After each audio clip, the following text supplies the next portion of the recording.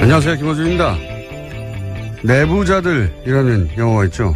이 영화에 정치적 의도로 여론을 호도하는 언론 권력의 상징으로 이광희라는 가상인물이 등장합니다. 검찰 조사를 받은 한 피의자가 자신들에게 위협이 되자 그를 협박해 자살하게 만든 뒤 그 죄를 검찰에 뒤집어 씌우는 사설을 씁니다. 검찰의 과잉조사가 초래한 자살, 영화 속 사설 제목입니다. 이번 주 조선동아중앙의 사설 제목은 다음과 같습니다. 정치보복수사의 비극, 자살불은 과도한 수사, 너무 거친 검찰 수사. 영화 속 사설과 완전 판박입니다. 국정원 공작에 초래한 한 검사의 죽음을 검찰 내부의 문제로 몰아가는 것. 적폐 수사를 방해하려는 여론 호도의 전형적인 수작입니다. 내부자들은 픽션이 아니라 다큐였다. 김호준 생활이었습니다. 내부자들 영화 봤어요? 네, 봤죠. 네. 똑같아요. 네, 저는 삼성 장충기 문자를 보고 나서도 정말 내부자가 픽션이 아니라 논픽션이다라는 생각했었습니다. 내용이 완전 똑같습니다. 예. 영화보다 좀 더 심하죠. 예. 현실이. 앞으로 이제 이 영화 시나리오 쓰시는 분들이 굉장히 괴롭겠어요. 예. 웬만한만큼 시나리오 써봐야 현실보다 덜하기 때문에. 자, 뉴스를 가볼까요? 예. 첫 번째 뉴스는 뭡니까? 네, 검찰 조사받았던 남재준 전 국정원장도 박근혜 전 대통령 지시에 따라서 특수활동비를 전달했다는 사실을 인정했습니다. 매달 5천만 원씩 특수활동비를 전달했다라는 건데요. 남 전 원장이 받는 혐의는 크게 세 가지입니다. 이와 같은 청와대의 특수활동비 상납, 또 화이트리스트 단체 지원, 국정원 대선 개입 사건 수사 당시에 수사와 재판을 방해했다라는 건데요. 우선은 상납 부분은 본인이 스스로 인정을 한 겁니다. 제가 어제 그랬지 않습니까? 예. 거물인 줄 아는 사람들은 자기가 거물로 취급되지 않는 상황에 가면 다 얘기한다고. 예. 자, 그런 말도 했죠. 대통령이 돈을 요구해서 치사하다고 생각했다고. 네, 굉장히 디테일한 이야기까지 했는데요. 박근혜 전 대통령이 먼저 국정원 특수활동비 떼어달라고 요구했다고 합니다. 뭐 자기 돈입니까? 따지고 보면 자기 돈도 아니에요. 뭐 자기의 몫으로 나온 활동비라고 생각했다라는 건데요. 이게 어차피 공작비였기 때문에 국정원장 특수활동비를 달라는 게 아니잖아요. 자기 돈도 아닌데 이 말도 이 발상도 웃기고요. 치사하다고 생각했다고 하는 것도. 그렇게 생각했다 한들 그걸 또 가서 말하는 것도 웃기고요. 자, 육군 참모총장도 하셨죠. 예. 국정원장도. 군 출신입니다. 예, 국정원장도 하시고 대선 후보도 누가 추대한 게 아니라 자기가 스스로 나가시고. 예. 그래서 본인이 거물이라고 이렇게 생각하신 거예요. 대선 후보 아무나 나오는 게 아니거든요. 예. 근데 이제 본인을 그렇게 거물로 대우하지 않는 상황에 처하게 되면 이것저것 막 말하게 돼 있습니다. 굉장히 돈을 달라고 했던 상황에 대해서 자세하게 이야기했는데 이재만 전 총무비서관이 직접 전화해서 돈을 달라 했다라는 이야기도 했습니다. 이분이 이제 출두할 때 포토라인에서 거창한 말씀하셨잖아요. 민주주의 수호하고 거창한 말을 했으면 이런 질문하면은 이렇게 답하면 안 되거든요. 치사하다 막 돈 달라고 그랬다 말이야. 본인이 생각하는 만큼 건물이 아니게 취급받으면 받을수록 더 많은 얘기를 하실 것이다. 다음 뉴스는요? 네, 또 이명박 전 대통령이 자신을 향하는 검찰 수사에 대해서 나라가 과거에 발목이 잡히고 있다라는 이야기를 했다라고 채널A가 보도했습니다. 이명박 전 대통령은 지난 월요일 자신의 사무실에서 핵심 측근들과 회의를 가졌는데요. 이 자리에서 검찰이 너무 많이 앞서간다 라면서 걱정했다라고 회의에 참석했던 측근 인사가 전했습니다. 이명박 전 대통령이 나라가 과거의 발목이 잡히고 있다. 예. MB가 다스의 발목을 잡히고 있죠. 예. 흥미로운 반응입니다. 생각보다 굉장히 일찍 저는 왜냐면 내년쯤에나 반응하지 않을까 합니다. 일찍 반응도 했고 많이 긴장하고 있다는 얘기겠죠. 예. 이 프레임을 밀고 있잖아요. 이제 과거에 매달리고 있다. 보수 정당에서도 계속 밀고 있죠. 예. 안 통할 거라고 보고요. 실제 안 통하고 있고. 여기 엉뚱하게 안철수 대표가 이 프레임에 합승하면 안 되죠. 여기 갑자기 튀어나와서 전전 이렇게 하면서 합승했는데 누가 조언한지 모르겠지만 본인에게 도움이 안 될 거라고 봅니다. 자, 어쨌든 이명박 전 대통령이 직접 반응하였다. 예. 네, 또 이번 주 일요일에 중동으로 강연을 위해서 출국을 하는데요. 이때도 아마 기자들이 많이 찾아갈 것 같은데 어떻게 입장을 낼지가 주목됩니다. 제가 예언하죠. 안 냅니다. 자, 다음 뉴스는요. 네, 김재철 전 MBC 사장의 구속영장이 기각됐습니다. 서울중앙지법 강부영 영장전담 판사가 기각 사유를 다음과 같이 밝혔는데요. 사실관계에 대한 증거가 대부분 수집됐고 피의자의 직업, 주거 등에 대한 도망의 염려가 크지 않다라는 사실 등을 비춰보면요. 피의자를 구속할 이유와 필요성, 상당성을 인정하기 어렵다라고 밝혔습니다. 또 우리가 이정열 부장판사님을 연결할 또 사안이 나왔네요. 앞으로 안 나올 줄 알았더니 이건 뭐 전문가 얘기를 들어봐야 되겠지만 일반인으로서 준법조인에 가까운 일반인으로서 보기에 제가 이해 안 가는 대목은 특히 이겁니다. 뭐 도주의 우려가 크지 않다는 것도 잘 이해가 안 가지만 이게 이제 국정원법 위반인데 이게 국정원 직원을 처벌하기 위한 사건이다. 이런 거잖아요.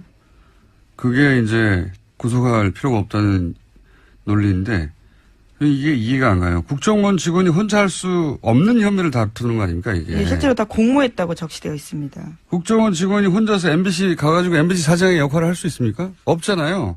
이거는 반드시 MBC 내부자와 공모해야 되는 범죄인데 이런 논리로 기각하는 게 말이 되나? 이해가 안 되는데. 이정열 부산 판사님 짚어주시겠죠. 예, 이건 네. 잠시 후에 민의로 다루기로 하고 여하간 그래서 기각이 또 됐습니다. 네. 도주의 우려가 없다. 증거가 대부분 수집됐다. 증거가 대부분 수집된다는 걸 어떻게 알죠? 판사가? 수사를 안 하는 사람인데? 네, 또 현재 상황에서는 김재철 전 사장 같은 경우에는 국정원 정보관과 접촉한 사실 없다. 그리고 관련 내용 문건 본 적도 없고 들은 적도 없다라고 부인하고 있는데요. 전면 부인도 이게 사실은 구속의 사유 중에 들어갈 것 같은데 여하간 이건 저희 전담 해설 판사 있지 않습니까? 네. 그분 요새 할 일이 별로 없다고 하니까 다시 잠시 후에 연결하기로 하고요. 민의로. 자, 다음 뉴스는요. 네, 문재인 대통령이 인도네시아를 국빈 방문했고요. 오늘은 또 베트남으로 향합니다. 아펙 참석차 가는데 인도네시아에서는 특별 전략적 동반자 관계를 맺은 데 합의했습니다. 국내에서 뭐랄까요. 이 관련 보도 좀 웃겨요. 자국 대통령이 간 뉴스는 안 나오고 트럼프 뉴스는 잔뜩 나오더라고요. 예. 네. 뭐 미국, 중국 중요하긴 한데 자국 대통령이 국빈 방문한 것도 뉴스 아닙니까? 예. 한참 뒤에 나오는데. 이게 상대국이 이제 동남아시아 국가라는 점도 저는 영향을 미쳤을 거라고 봅니다. 국내 언론에. 우리가 이제 동남아시아를 굉장히 무시하는 경향이 강하잖아요. 예. 근데 인도네시아는 인구 2억이 넘어요. 예. 세계에서 네 번째가 그렇습니다. 아주 GDP 규모도 우리하고 비슷하고 바로 아래 정도. 아시아에 굉장히 큰 나라인데 우리 머릿속에 없죠. 우리 머리 지도에선. 예. 하도 서구 중심으로만 세계를 보는 데 익숙하다 보니까 이렇게 큰 나라에 가는데 우리 머리 지도에 없어요. 예. 근데 제가 이 인도네시아 관심 있는 대목은 뭐냐면 그 얘기 하려고 시작했는데 2014년에 조코 위도돈가 하는 대통령이 조코위로 불릴 거야 아마요. 네, 현재도 대통령입니다. 예, 애칭이 조코위예요. 인도네시아에서 최초의 평화적 정권 교체로 탄생한 대통령인데 인기가 굉장히 높습니다. 그 나라에서. 원래 이제 식민지 겪고 여기도 식민지 겪었죠. 일본을 우리하고 비슷한 부분이 있어요. 군부 독재도 오래 겪었고 우리하고 비슷하죠. 예. 그런 나라가 항상 그렇잖아요. 군부 출신들이 계속 해먹고 부패도 심하고 이렇게 말하면 우리하고 상관없는 것 같은데 우리도 박정희, 전두환, 노태우 군부 출신들이 오랫동안 해먹었어요. 이게 잘 생각해보시면 30년 이상 해먹었습니다. 군부 출신들이. 그래서 이렇게 동남아 얘기하면서 군부 출신이 오랫동안 권력을 장악했다 그러면 그 나라 그렇지 이렇게 생각하는데 우리도 그랬어요. 잘 생각해보세요. 대통령을 바로 직전에 군인하던 사람들이 3번이나 연속으로 했습니다. 합치면 30년 정도 됩니다. 그리고 이제 그런 나라에서 소위 이제 있는 집 아들 여기도 마찬가지입니다. 친일파였던 사람들이 계속 해먹고 군부가 해먹고 거의 똑같죠.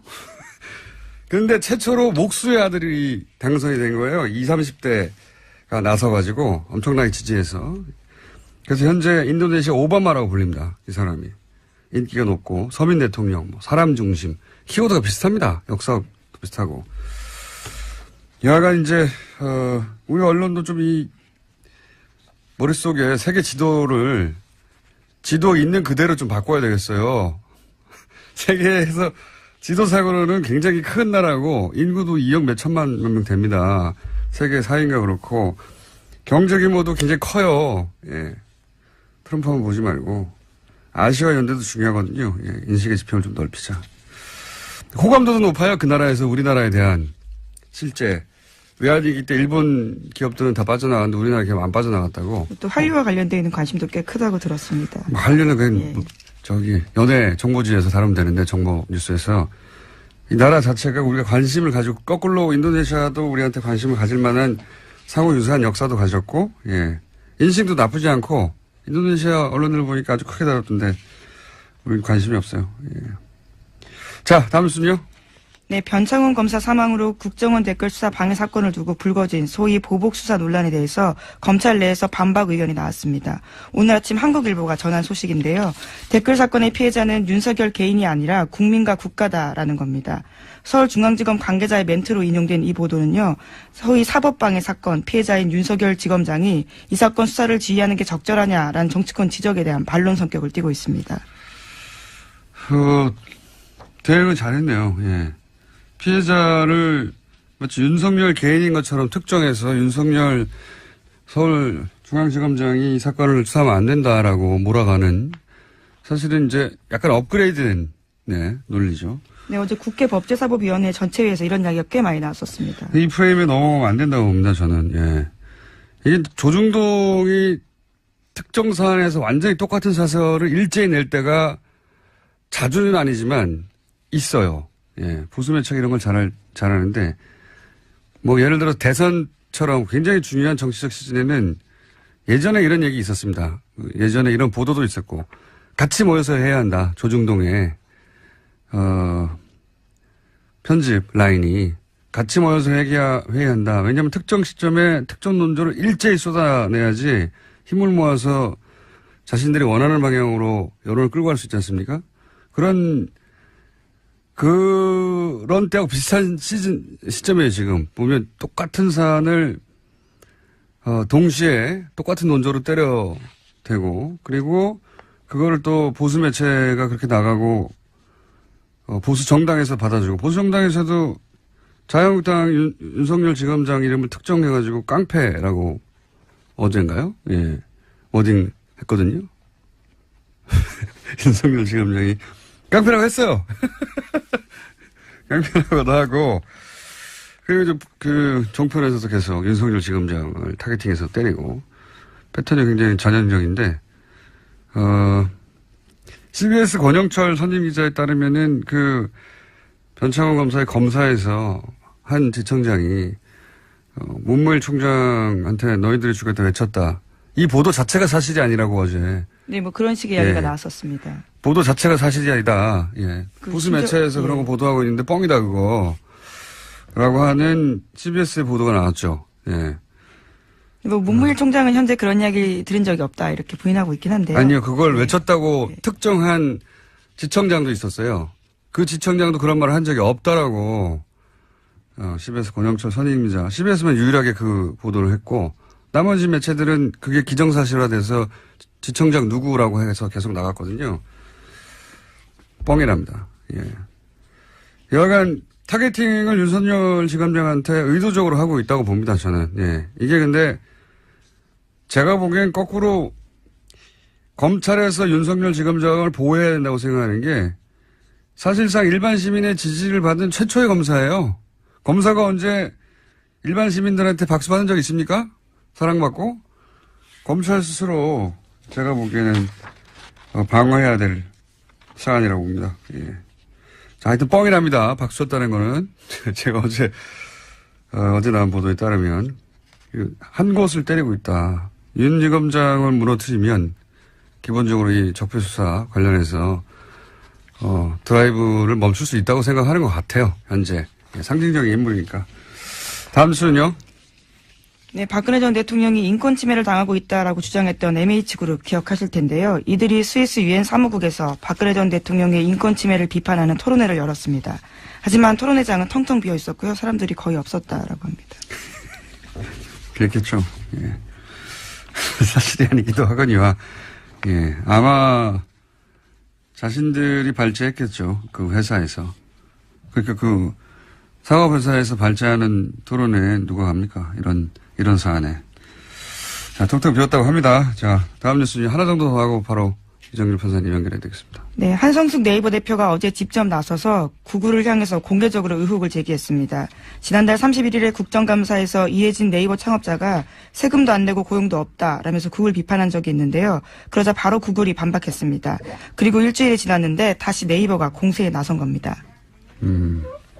프라임 전환의 기술인데 이런 게, 예. 네이버에 대한 공세가 있을 때, 네이버도 고민이 많았겠죠. 어떻게 프레임을 전환할지. 지금 외국 기업 대 한국 기업, 뭐 이런 프레임으로 만들어서 짠 하고 뜬금없이 구글을 공격하는 것으로, 예.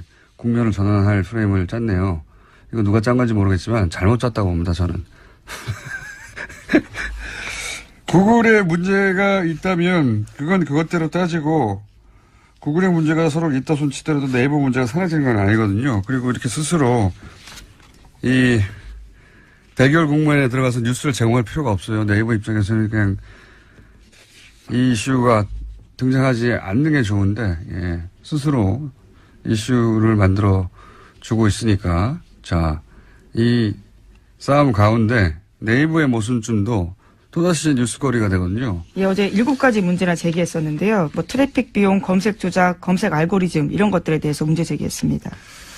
돈 받고 키워드 올려주는 영업 같은 거, 예. 등등. 이 자신있게 이제 전선을 친 것 같은데, 제가 보기엔 누구 머리에서 나온지 모르겠지만 잘못 짰다, 이 프레임은. 감사하게 받고, 자, 구글도 저희가 연결해보고. 이슈를 주셔서 감사하고. 자, 오늘 여기까지 하고, 이정열 부장판사님 연결해봐야 될 것 같습니다. 판사님? 네, 안녕하세요. 네. 제가, 소개해드릴게요. 법무법인 동안에 사무장으로 계신 이정열 전 부장 판사님이시자 영장 판사를 직접 지내셨고, 예. 지금은 변호사가 못 되고 계신 분입니다. 처음에 그렇게 시작하시면 제가 오늘 드릴 말씀에 신빙성이 좀 떨어지지 않을까요? 아니죠. 영장 실제 심사를 해본 사람이 대한민국에 몇 명이나 있다고요. 아, 네. 예. 네. 자, 추명호 전 국정원 교육정보국장이 구속됐을 때, 이제 이정열 부장판사님은 연결할 일이 별로 없을 것 같다고 했는데. 저도 그렇죠? 그럴 줄 알았습니다. 예. 네. 바로 나오네요. 자, 김재철 전 MBC 사장, 증거가 대부분 수집됐다. 그리고 이게 이제 도주류가 크지 않다. 또 하나는 이게 국정원법 위반이어서 국정원 직원을 처벌하려고 하는 거기 때문에 등등등 기억한다. 이거 어떻게 보십니까?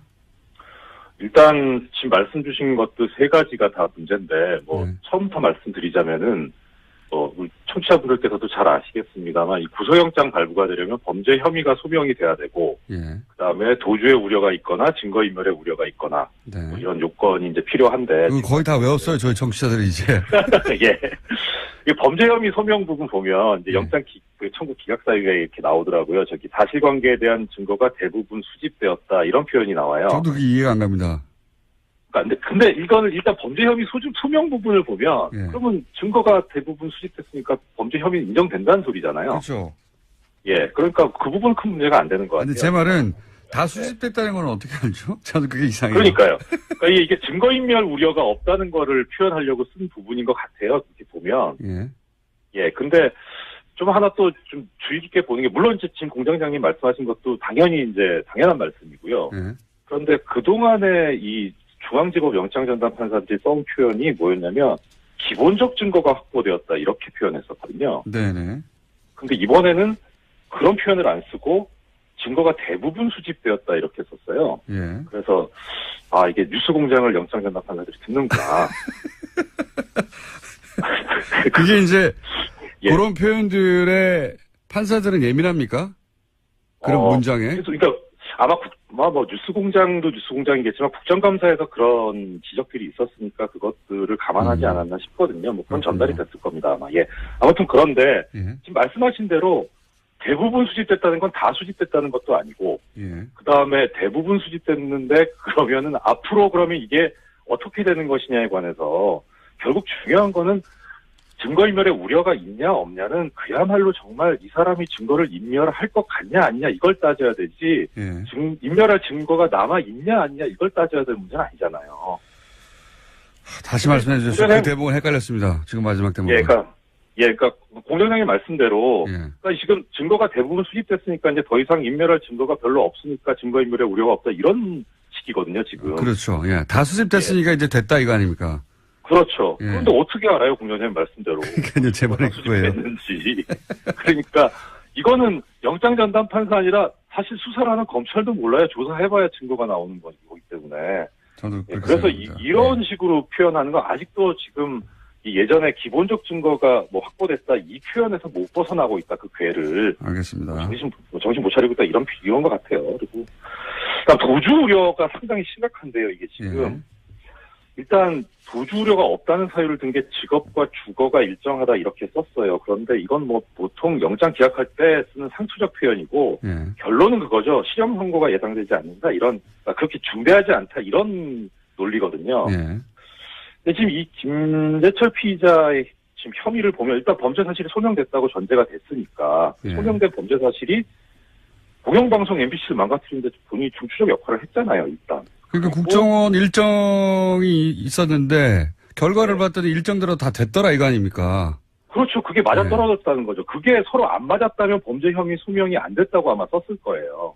근데 그게 지금 맞아떨어졌거든요. 그러면은 국정원하고 어떻든 교감이 있었던 거 아닌가 싶긴 한데 뭐 그건 그렇다 치고 일단 저는 재밌게 생각이 드는 게 아까 공장장님도 잠깐 말씀 주셨는데 마지막 부분에 이 국정원법 위반죄라는 게 원래 국정원 직원의 위법행위를 처벌하기 위한 것인데 지금 김재철 피의자는 국정원 직원이 아니기 때문에 아니고 여기에 대해서 다투고 있으니까 이런 점도 감안을 했다 이렇게 되거든요. 저도 제일 이해가 안 가는 대목입니다 이게.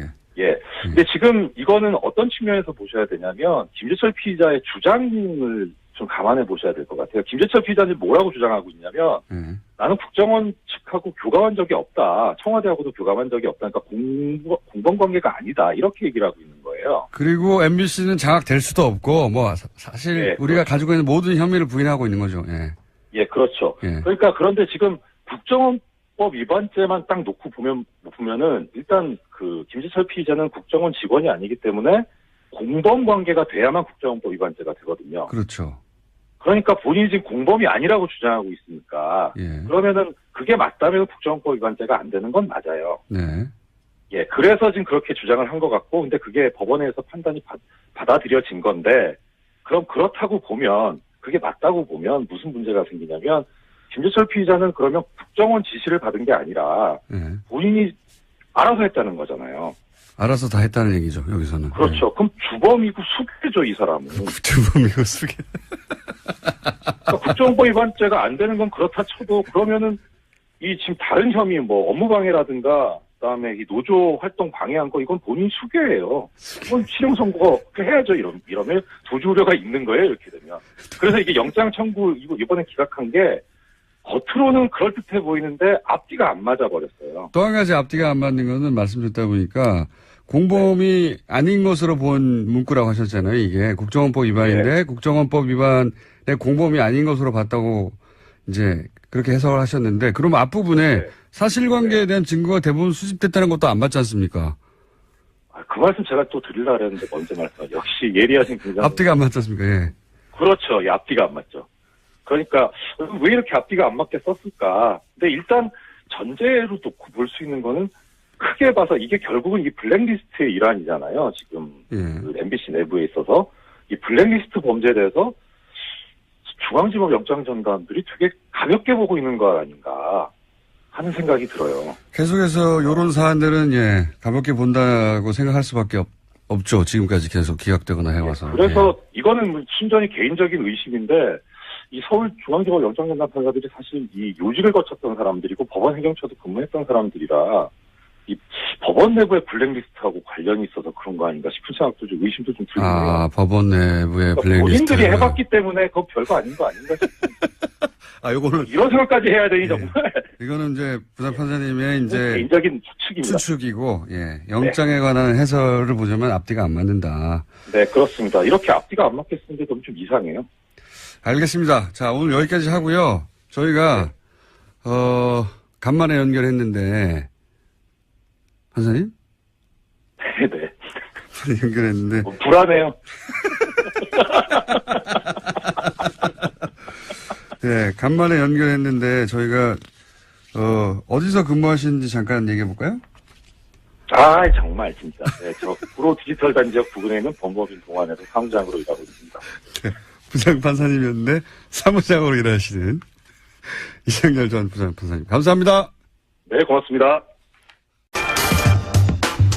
이제는 상영하는 극장이 하나도 없는 영화 저수지 게임에 또 그 얘기. 감동을 받고 농협 사건을 계속 하고 계신 분입니다. 더불어민주당 김현건 의원 나오셨습니다. 안녕하십니까? 예, 반갑습니다. 네. 좀 일찍 하셨으면 영화도 되고 좋았을 텐데 영화는 다 끝났는데 이제 끝난 다음에 계속 하고 있습니다. 그럼 영화에도 한번 나가버렸을 텐데요. 예. 근데 그때 영화를 만들 때는요 아무도 관심이 없었어요. 사실 이 사건에 대해서. 주진 기자하고 저만 관심이 있었지. 자, 내용을 간단히 요약하겠습니다. 다시 210억을 농협이 대출을 합니다. 캐나다 부동산 사업에. 그런데 이 돈을 다 날립니다. 다 날렸는데 어떻게 날렸냐 봤더니 담보를 설정해야 되는데 담보를 설정을 안 하고 그리고 대출했으니까 이자도 받고 대출금 상환을 해야 되는데 그러기 위해서 통장을 만들어 가지고 일종의 자물쇠에 해당되는 질권, 전문 용어는 아실 필요가 없고, 하여튼, 그런 자물쇠를 잠궈놨는데, 당연하죠. 돈 받는 사람만 그 통장을 열어봐야 하는 건데, 그 자물쇠를 풀어줘가지고, 또 돈을 다 가져가 버렸어요. 예. 그래가지고, 담보 설정만 안 했다도 아니고, 담보 설정을 다른 사람이 받도록 해뒀다. 그렇죠. 수익증권은, 담보 설정을 다른 사람 명의로 하고, 그리고, 원금과 이자를 받기 위해서 공동 명의로 개설해 놓은 통장을 관리를 해야 되는데 농협이 그 통장의 열쇠를 넘겨줬다. 이렇게. 그러니까 돈을 다른 사람 받도록 해주고 키도 줬다. 그래서 돈을 그쪽에서 다 빼갔다. 농협은 돈을 다 날렸다 이거예요. 말도 안 되는 사건이 벌어졌어요. 말도 안 되는 사건이. 이거는 금융권에 계신 분들은 듣자마자 아니 210억에 대한 돈에 대한 담보고 뭐고 질권이고 다 날려줬다니 이게 말이 되나 풀어줬다니 이렇게 생각하실 텐데 주변에 은행에 계신 분들한테 물어보세요. 말도 안 되는 건데 이 사건에 저희가 관심을 특별히 가지는 이유가 여기 이 사건 대출 과정에 관련해서 이명박 전 대통령의 친인척 이름이 자꾸 거론되다 보니까 그렇게 주장하시는 분들이 있습니다. 주장하시는 분들은 있는데 저희가 크로스 체크가 안 되고 있는 거예요. 그런 상황인데 첫 번째 이유가 그거고요. 두 번째 이유는 이렇게 말도 안 되는 일이 벌어지고 나서 이 돈이 흘러가서 입금된 계좌가 있는 은행. 그 은행이 이명박 전 대통령 캐나다 은행. 캐나다에 있는 로얄 뱅크 오브 캐나다 RBC 은행이 이 자원외교 때마다 등장하는 은행이라는 거예요. 이후에 자원외교 여러 가지 사건이 터질 때마다 결국은 항상 RBC가 뚱뚱 나와요. 그것도 이명박 전 대통령과의 연결고를 생각하지 않을 수 없는 사안이고 그 외에도 몇 가지인데 큰 덩어리가 그렇습니다. 그러다 보니까 이것이 정권 초반에 일종의 프로토타입이 아닐까? 실험작. 요런 식의 어떤 작업을 한 다음에 혹시 이후에도 비슷한 작업들이 계속 있지 않을까 하는 의심 하나. 또 하나는 그 계좌, RBC 은행의 그 특정 계좌가 찾아서 그 특정 계좌에서 돈이 어디로 흘러갔는지를 계속 추적하면 뭐가 나오지 않겠는가. 그렇죠. 그 4개의 그 계좌를 통해서 돈이 오고 간 흔적이 있으니까. 그러니까 농협은 210억을 출자를 했는데 원금은 전액 손실했지만 그 과정에서 60억의 이자는 받았다고 얘기를 하거든요. 예. 그 이자를 받은 통장이 그 4개의 통장인데 예. 그 4개의 통장 번호를 제가 갖고 있으니까 예. 이 통장의 거래 내역을 조회를 하고 예. 어느 쪽으로 돈이 어떻게 빠져나갔는가를 추적하다가 보면은 이것이 특정인과 연계가 되어 있는지 아니면 단순히 사업 과정에서 실패에 의해서 돈이 소진된 것인지를 예. 확인할 수 있을 것이란 이건 얘기죠. 캐나다하고도 공조를 해야 될 사안인 그렇죠. 것 같고요. 그러니까 공적기관에서 수사를 예. 해야 하는 사안인데 아직 안 하고 있기 때문에 예. 저희가 하라고 계속 하고 있는 겁니다. 그렇죠. 이게 단순 투자 실패가 아니라 통장 번호도 갖고 있다고. 권력형 비리일 수 예. 있다. 예. 그런 냄새가 아주 많이 난다. 예. 예. 그러면 오늘 여러 가지 얘기를 하시겠지만 혹시 예. 이 프로토타입일 수도 있다라는 의혹은 오래전부터 저랑 주진우만 주장해 왔어요. 아무도 예. 관심을 안 가져서 참 외로웠는데 예. 프로토타입일 수 있다. 유사한 어떤 투자 방식이 뒤에 나오는 거 찾아보신 거 예. 없습니까? 그 얘기 들어가기 전에요. 예. 그 수익증권을 담보로 해서 90억을 현지 개발업체 대표가 찾아가고 그리고 그 돈이 그 토지 매입과 연결이 되거든요. 예. 그런데 그 토지에 대한 근저당권을 농협이 설정을 합니다. 예. 그런데 이게 나중에 사고가 터지고 나서 예. 현지 조사를 가게 되는데 예. 그런데 근저당을 설정해 놓은 기관, 국내 기관이 예. 농협만 있지 않고 예. 다른 국내 은행이 2순위, 예. 그러니까 이 순서를 투지가 필지가 여러 개이다 보니까 아. 농협이 1순위인 것도 있고 그 은행이 2순위인 것도 있고 이것이 바뀌어 있는 것도 있고 예. 예. 그렇다라는 거를 보고 예. 얘기를 하는 사람이 있어요. 어허. 그 얘기는 뭐냐 그러면 농협만 이 투자에 연계되어 있지 않고 다른 은행도 예, 다른 은행도 그걸 저희도 몰랐습니다. 예, 다른 은행도 우리 서류를 안 보여주니까. 아하. 그래서 이게 농협만 연루되는 게 아니다. 연루된 게 아닐 가능성이 있다. 아. 예, 근저당에 국내 다른 은행이 이게 설정이 되어 있다는 얘기는 농협만 210억이고 다른 은행이 또 있을 수도 또 있을 있다. 수도 있다. 예. 처음 알았습니다. 그래서 그 얘기를 말씀을 드리고 이건 단순한 사건이 아니니까 네. 반드시 조사를 해야 된다. 영화도 만들었지 않습니까? 아, 예, 잘하셨습니다. 극장에서 다 내려왔는데 예. 그때 하시셔서 이 얘기를 했으면 얼마나 좋았을까. 그 말씀을 드리고요. 예. 그리고 이제 이게 이제 확대될 수도 있겠군요. 예. 아하. 그리고 2009년도에 예. 산업은행하고 예. 수출입은행하고 농협하고 미국에 그 천연가스 투자를 합니다. 그런 건 너무 많이 해가지고. 예, 어쨌든 하는데 결국 그 세 개의 기관이 합쳐서 3천억의 손실을 봅니다. 200억하고는 비교가 안 되는 3천억. 비교가 안 됩니다. 3천억. 예. 근데 우리가 이제 수출입은행이 이게 다 이제 그 관치은행적인 성격들을 갖고 있는 기관들이지 않습니까? 네네. 수출입은행이 330억의 손실을 보는데 왜 니네가 도대체 여기에 참여를 해가지고 수출입은행은 330억. 네, 농협은 170억. 예. 산업은행은 여기 농협도 또 꼈어요? 농협이 또 끼어요. 또 끼는데 그 돈도 상호금융 특별회계의 돈입니다. 냄새가 나네요. 네.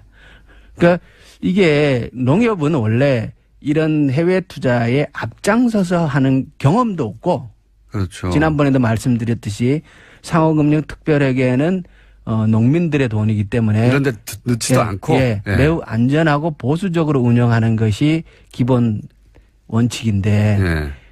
또 들어가서 170억을 날려먹습니다. 여기도 똑같이. 날려먹는 근데 여기는 170억은 3천억 중에 일부일 뿐인 거네요, 이번에는. 이게 이제 펀드가 예. 하나는 아니에요. 예. 여러 개의 복수의 펀드가 있는데 예. 산업은행이 운영하는 펀드에 가입을 한 건 아니고 근데 그 같은 흐름이에요. 거기에 농협이 170억을 또 날려먹습니다. 또 날려먹고. 예. 근데 어쨌든 그 날려먹었다고 하는 사업들을 모아봤더니 3천억 정도가 예, 사라졌다. 3천억 정도가.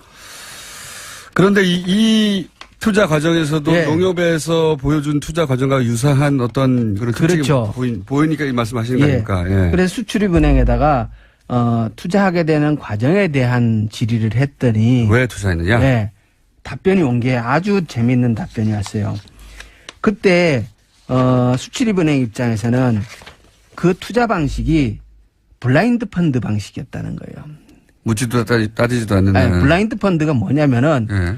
투자 대상을 정하지 않은 상태에서 투자금을 모으고 그 이후에 투자 대상을 모색 투자하는 방식이라는 거예요.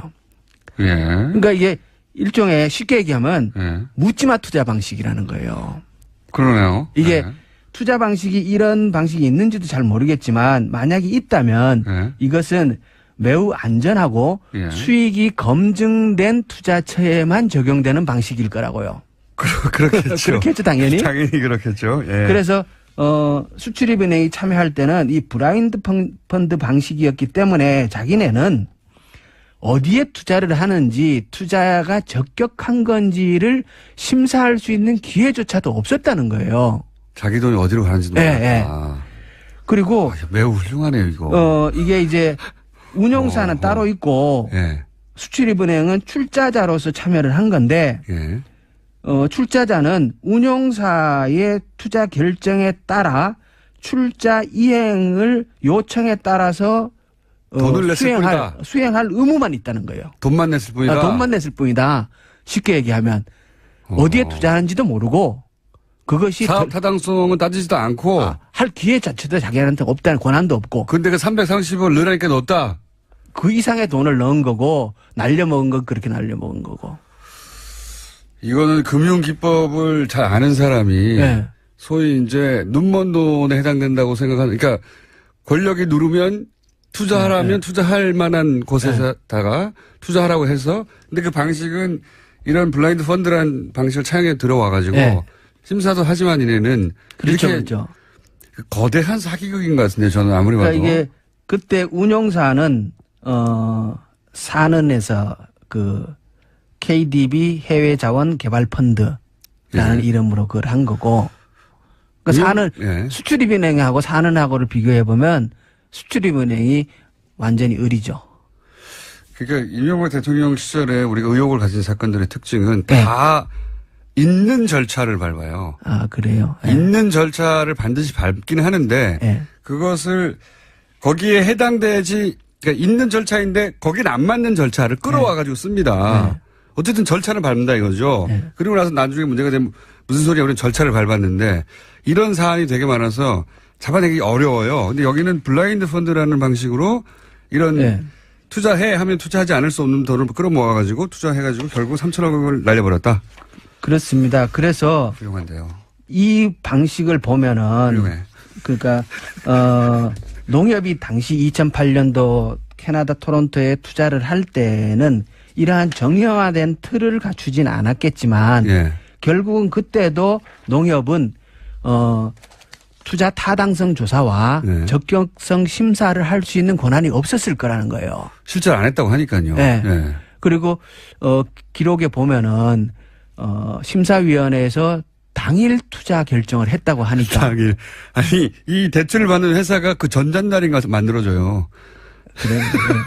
그런데 심사도 네. 당일 이렇게 투자 결정을 했다 그래요. 그런 네. 거 봐서 전전날인가. 직전에 만들어집니다. 예, 예. 예. 이런 그 해외 자원 개발 펀드 KDB 그 산업은행에서 했던 이 방식이 의 원시적인 형태가 프로토타입이라는 네, 거예요, 원시적인 제가. 형태가 농협에서 나타났지 않았겠느냐. 제가 프로토타입이라고 주장해온 걸 처음으로 네. 그런 것 같다고 해주신 분입니다. 네. 매우 감사드리고요. 계속 주장해서 이거 프로토타입 같아. 이 방식을 한번 해서 성공하고 난 다음에 계속 확대해가지고 계속 한 거야. 네. 이런 주장을 했는데 아무도 이제 안 받아주니까 우리끼리 떠들었는데 그런 유사한 징후를 발견하신 거군요. 이제 공부하시다가.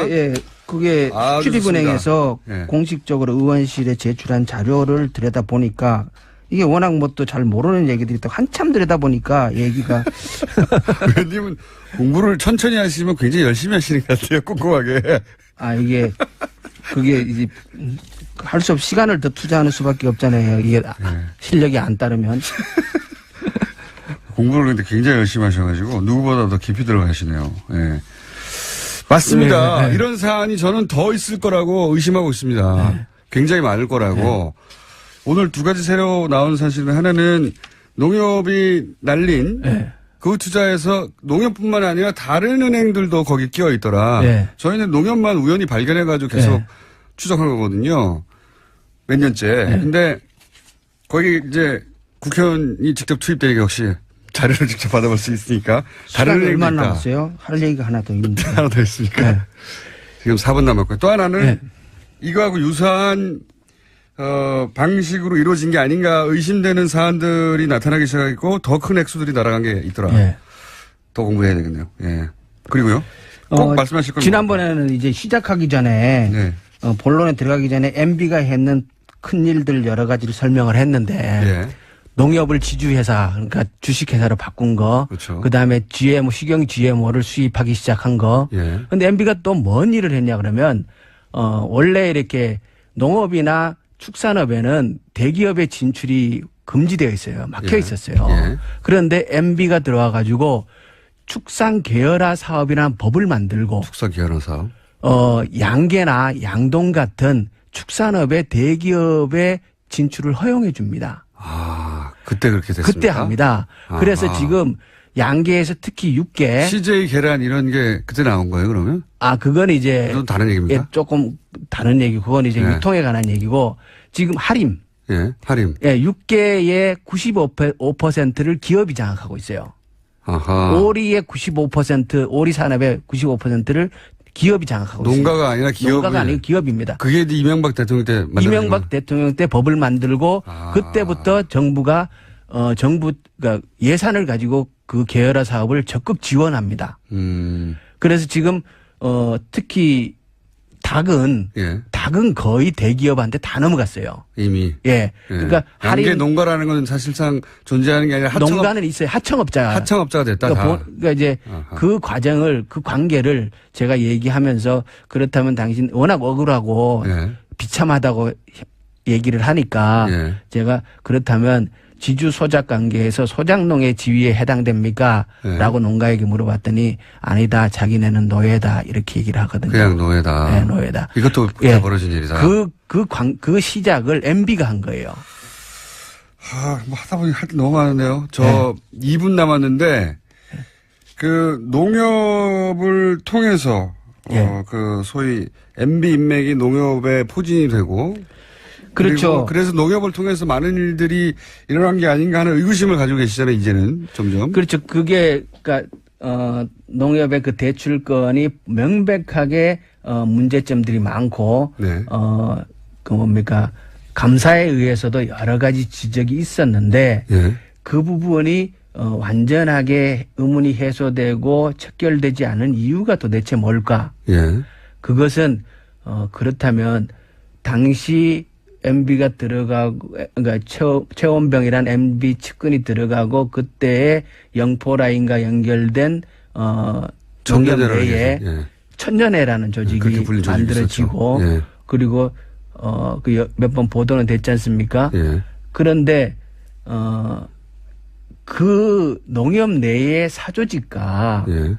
이 대출을 누군가가 뒤에서 은폐하고 비호하는 사람들이 없다면 이게 안 드러날 리가 없죠. 그러니까 이게 그리고 예. 대출이 이렇게 이루어졌겠는가 하는 그렇죠. 의구심. 그래서 결국은 제가 이제 그래서 천년의 멤버들의 이 명단을 구해서 봤더니 여전히 농협 내에 실세들이 다수 있고. 아하. 예. 그러면 저희가 20초밖에 안 남아서 말씀드리는데 그 농협 관련해서 농협 해킹 사건 이런 것도 있었잖아요. 농협 관련해서 생각해 보시면 꽤 많은 사건이 있었습니다. 예. 이런 사건도 앞으로 관심을 가지실 겁니까? 그렇죠. 그렇죠.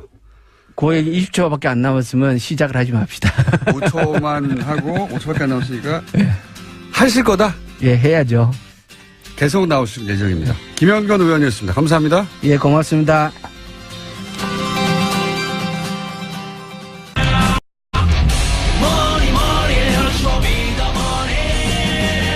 안원구 전 대구지방국세청장님 나오셨습니다. 안녕하십니까. 예, 안녕하십니까. 예. 지난주 얘기만 꺼내고, 제대로 짚지 못한 대목이 뭐였냐면, 다스가 이명박 전 대통령이 서울시장, 그리고 대통령 하는 그 기간 동안 얼마나 성장하였는가, 예. 어떤 성장들이 이루어졌는가, 그 상관관계 예. 얘기를 좀 해야 하는데, 그나저나, 플랜 다스에게 어떻게 돼가고 있습니까? 예. 지금 하도 성화들이 많아서 빨리 안 한다고. 예. 그래서 지금 준비를 하고 아마 한 3주, 다음 주 초에. 다음 주. 예. 저희들이 올리려고 하는데요. 예. 그 문제는 이제 그동안에 보니까 API라 그래서 통신하고 뭐 허가를 받는 게 있더라고요. 그 IT 좀 잘 모르시는군요. 예, 그렇습니다. API가 통신하고 허가를 받는 게 아니라 어쨌든 금융 결제 시스템. 예, 결제 시스템을 갖다 붙이려면 이제 결제 모듈이 있는데 예. 그게 다 다르니까 홈페이지마다 그거 뭐 설치하고 이렇게 맞추고 하다 보면 기술적으로 한 2, 3주 걸립니다. 예, 물리적으로 한 2주 빨리 해야 2주가 걸린다 그랬습니다. 예. 그래서 지금 다음 주 초에 예. 아마 그 실체를 볼 수가 있도록 저희들이 하겠습니다. 그러니까 결제 수단을 붙이고 있는 상황이다 지금. 그렇습니다. 예. 예. 결제 수단만 붙이면 이제 시작할 수 있다 이제. 예. 예. 회원 가입을 하고 예. 또 뜻이 있는 분들은 플랜다스 기회로 또 가서 할 수 있도록 그렇게 하고 지금 있습니다. 다스 쪽에서는 굉장히 긴장했을 것 같은데요. 아마 그런 이야기도 들리고 국감장에서 나온 이야기 중에 하나가 지금 우리가 살라고 하는 그 3%를 예. 타지를 해왔다는 곳이 있었다고 그러더라고요. 타진 사겠다고? 예. 어느 쪽에서 그랬답니까?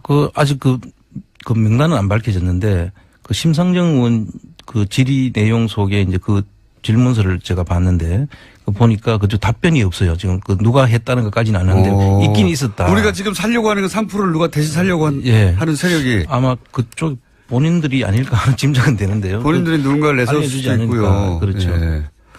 이거 빨리 사야 되겠습니다. 얼마나 걱정되겠습니까 지금. 그리고 지금 가져갈까 봐. 국감장에서 나온 이야기를 하나 더 전하면 지금 다스를 상장해라. 예. 그걸 기업 정부가 추진하는 상장을 한번 해야 되는 거 아니냐라고 해서 긍정적인 답변을 받았다는 이야기도 있습니다. 이거 큰일 났네요.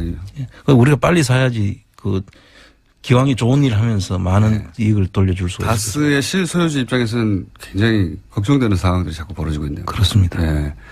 주식을 빨리 사야 되겠습니다. 자, 2주 후에는 대략 2주 혹은 3주 늦어도 후에는 플랜 다스에게 예. 시동이 걸린다. 예. 자, 그러면 이제 다스가 지금 현재 얼마나 잘 나가는 회사인지를 한번 일단 짚어볼까요? 예. 지금 다스가 자본금 30억으로 돼 있습니다. 그거밖에 안 됩니까? 예, 자본금 30억인데 네. 자본 이익잉여금으로 유보되어 있는 금액이 예. 한 3천억 이상 되는 걸로 3천억이요. BBK 투자할 때 초반에 예. 이명박 전 대통령이 서울시장도 되기도 전이고 대통령도 되기 전인 그때는 돈이 없었거든요. 그렇습니다. 투자할 돈이 없어가지고 190억 투자하면 회사 망하는 거 아니냐. 그렇습니다. 어떻게 그 돈을 투자했냐 이렇게 얘기했을 정도인데 지금 유보금이 3천억이라고요. 예. 어마어마한 회사가 됐네요. 그러니까 그 사이에 사실 3천억이 쌓이게 된 배경에는 배당을 안 했다는 것이잖아요. 네. 배당을 했으면 그렇게 쌓일 수가 없는데 근데 이게 비상장 주식을 가지고 있는 형하고 처남 쪽에서는 배당을 요구도 안 했고 배당을 안 하다가 2012년도에 배당을 하기 시작하거든요. 네. 그래서 그 사이에 그저 누적된 금액이 지금 그렇게 쌓여 있는 거죠. 3천억이요. 예. 배당을 안 받아낸다는 것도 참 이상한 일이죠. 그렇습니다. 비상장 주식에 실제 회사 주인이 돈이 이렇게 쌓여있는데 돈을 안 가져간다는 것도 예. 정말 이상한 일이죠. 자, 그렇게 좋은 회사입니다. 3천억이 이게 쌓여있는 거면 3천억이고, 현재 자산 가치는 어느 정도로 추정합니까? 비상장이지만. 비상장이지만 이게 지금 현재 이익이 계속 나는 기업이기 때문에 이제 미래 가치까지 이제 하면은 한 8조 정도가 안 되겠냐 하는 그런 전망입니다. 전망이 있습니다. 야, 좋은 회사입니다. 8조의 자산 가치를 가지고 있고 현재 금액은 3천억 정도 쌓여 있고 이게 한 십몇 년 사이에 일어난 일인 거죠. 그렇습니다. 예, 이명박 전 대통령이 국회의원 하다가 선거법 위반으로 예. 그 소위 이제 재기를 꿈꿀 그 시절에는 회사에 돈이 없어가지고 190억이 어떻게 나왔냐고 묻게 되는 상황의 회사였어요. 예. 지금은 근데 이 정도로 성장했는데 그러면 우선 이명박 서울시장 재임 시절에 다스가 급성장한 거 아니냐라고 하며 현대와 주고받은 이게 주고받은 거 아닐까라고 의혹을 언론에 제기하는 게 있지 않습니까? 예. 이제 다스가 이제 급성장하는 게 한 두 번 있지 않습니까? 네. 서울시장, 이명박 씨가 서울시장 할 때와 네. 그다음 대통령이 되고 난 이후 이제 두 네. 가지가 있는데 우선 서울시장 때 보면은 그 현대자동차와 관련이 돼 있는데요. 네. 현대자동차 그때 양재 지금 사옥이 있지 않습니까? 네네. 쌍둥이 건물로 올라가 있는 네네. 곳. 그 중에 한 군데를 이제 건축 허가가 이제 안 되는 예. 그 문제가 있었는데 규칙을 개정해 가면서까지 이제 해줬다는 법을 것이 바꿔줬다는 최근에 거니까. 이제 예. 그 문서가 나와가지고 예. 알게 된 것이고요. 근데 그것만이 아니라 그 규칙 개정을 해주고 3일 뒤에 또 보니까 규칙 중에 자기들이 그 부대 시설을 거느릴 수 있는 그 조항이 빠져 있는 거예요.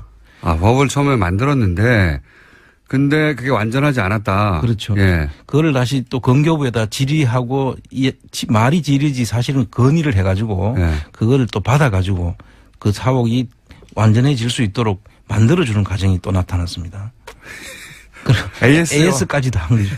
AS를 확실히 해줬네요. 예. 자, 그런 게 있고, 이거 말고도 뭐 앞으로 드러날 것들이 있을 수 있다고 봅니다만, 예. 최근에 언론에 보도된 건 그렇습니다. 그렇습니다. 현대자동차하고 직접 관련해서 현대자동차 연구시설이 다 흩어져 있었는데 그것을 하나로 합친다. 예. 라고 하는 명분으로 사옥을 법을 바꿔서, 거기 지을 수 있도록 해줬죠. 예. 그리고 이제 그 대통령이 된 이후에는 우리 김어준 총수가 그때 낙검수 때 미리 예견을 했던 일이 하나 있지 않습니까? 이건 아직 밝혀진 건 아니고요. 제가 6년 전에 거의 7년 가까이 됐습니다. 6년 전쯤에 이명박 대통령 취임하자마자 내세웠던 여러 가지 중에 하나가 뭐냐면 면허시험, 자동차 면허시험 간소화라는 게 있습니다. 면허시험 간소화. 제가 이 뉴스가 나오자마자 이것은 다스의 매출과 관련이 있다라고 그때 예언한 적이 있습니다. 예언. 나는 컴스타라고 하는 팟캐스트 방송에서 초창기에 이 사안은 왜냐면은 생각해 보시면 운전면허를 간소화하면 그렇죠. 운전면허를 따는 사람이 많아지고요. 운전면허를 따는 사람이 많아지면 자동차를 많이 사게 되고요. 자동차를 많이 사게 되면 시트가 많이 들어갑니다. 그래서 다스 매출과 관련이 있다고 제가 7년 전에 예언한 바가 있습니다. 진짜 성견지명이 있었습니다. 그리고 실제 운전면허 간소화로 엄청나게 많은 문제가 발생했죠. 문제가 발생하고 그다음에 운전면허 간소화 때문에 교통사고가 늘어났다고 막 주장했는데 예. 이 통계를 대통령 재임 기간에는 잘 안 나왔어요. 근데 대통령 끝나고 나서 문제가 많아가지고 이제 간소화 폐지됐지 않습니까? 예. 나중에 예. 결국 간소화 폐지됐어요. 그래서 뭐 T자나 경사로 코스 이런 거 다시 만들어졌거든요. 그때 쑥 지나갔습니다. 그냥 아무나 생각해 보시면 폐지하고 나서 통계가 나왔어요. 어떤 통계가 나왔냐면 폐지하고 났더니 초보 운전자 교통사고가 절반 가까이로 줄었다. 그랬다는 얘기는 그 이전에 그만큼 늘어났다는 거 아닙니까? 그렇죠. 그러니까 줄었다는 통계만 나왔거든요. 그 다음에 운전 면허자, 그러니까 연습 면허가 또 있지 않습니까? 연습 면허로 교통사고가 난 게 또 확 줄었다. 그러니까 간소화가 폐지가 되고 나서 초보 운전의 교통사고나 연습 면허자의 교통사고 확률이 확 줄었으니까 절반 가까이. 그 전에 늘어났었다는 얘기죠. 그렇죠. 예. 그때 그러니까 아무한테도 이득이 안 되는 간소화였어요. 면허 따기 붐이 일어서 외국에서도 한국에 와서 면허 따기. 중국에서요. 예, 그렇죠. 예. 중국에서 관광 상품이 그때 있었어요. 예. 왜냐하면 전 세계에서 가장 쉬운 그 운전면허 시험이니까 와가지고 우리나라에 며칠 있으면서 고사의 운전면허 따는 관광 상품을 중국에서 개발해가지고 팔았어요. 그렇죠. 그런데 참 사고나 이런 건 전혀 염두에 두지 않고 매출에만 신경을 써가지고 그렇게 했다면 정말 이건 참 운전면허 간소화가 사회에 주는 이득이 없지 않습니까? 그렇죠. 사회에 주는 이득이 없고 하도 운전면허가 엉망진창이니까 중국에서 한국에서 딴 국제운전면허증을 인정하지 않는다고 했어요. 그 미국 중국 상해에서 상해에서는 뭐 한국에서 딴 면허는 인정 안 하는 걸로 완전히 고쳤죠. 그런 말도 안 되는 일이 벌어졌어요 그때. 근데 그거를 문제 삼지 않았는데 예. 그 당시 생각해 보시면 운전면허 간소화는 이제 교통사고를 당연히 느리게 돼 있지 않습니까? 그냥 상식으로만 생각해도. 근데 그 정확한 통계를 이제 경찰청에서 제대로 잘 안 내다가 폐지된 다음에 냈어요. 거기 보면 줄어든 게 나옵니다, 수치가. 늘어났다는 거죠. 그 전에 그러니까. 그때 그 순간에 벌써 그걸 캐치했다는 게 참 대단하다고 저는 생각합니다. 김총수가. 저도 칭찬받아야 된다고 봅니다. 운전면허 간소화 그거 나오자마자 이건 다스의 매출과 관련이 있다라고 제가 7년 전에 주장했습니다. 아무도 귀 기울이지 않았습니다. 이때는. 자, 대통령 된 이후에는 얼마나 늘어났습니까? 대통령 되고 난 뒤에 지금 현재까지 보면 2조 한 7천억 가까이 된다고 그래요. 예. 그럼 뭐 최초 2000년도에 한 1000억 되니까 거의 뭐 엄청난 변화고 봐야 되죠. 한 20몇 배가 늘어났죠. 대통령이 역시 사이즈가 크네요. 대통령이니까 20몇 배로 늘어났다. 그중에 운전면허 간소화는 저의 추정입니다만 네. 상관관계가 있을 수 있다고 저는 그때 간소했던 이유도 국민의 불편을 줄이겠다 이런 이유였어요. 그렇죠. 이게 말이 됩니까? 생각해보면 운전면허는 엄격하면 엄격할수록 더 좋은 겁니다. 국민 안전을 생각하면. 그렇습니다. 예. 차량은 흉기잖아요. 제대로 운전하지 않으면. 근데 국민이 운전면허 따기 불편하다고 간소화하겠다고. 그렇죠. 그리고 실제로 간소화해버렸어요. 그래가지고 T자하고 어려워하는 거 있지 않습니까? 그때 다신 분들이 있는지 모르겠는데 T자도 없고 경사로도 없고 그냥 쭉 갔다가 나오는 거예요. 시동 걸자면 통과가 된다. 이렇게 얘기했었거든요, 그때. 화나네요. 갑자기 그 생각이 나가지고. 그때 그 시절에. 이런 것도 상관관계가 있을 수 있다고 저는 충분히 생각합니다. 예, 그렇습니다. 예. 예. 자, 그때 있었던 특혜가 그러니까 대통령 재임 기간의 특혜가 지금 확실히 밝혀지는 건 없죠. 예. 예. 지금 추정하고 있는 거 아닙니까? 그렇습니다. 예. 그런 일들이 서울시장에도 이제 밝혀진 게 하나 있는데 서울 대통령 재임 기간에 그렇게 크게 늘어났는데 예.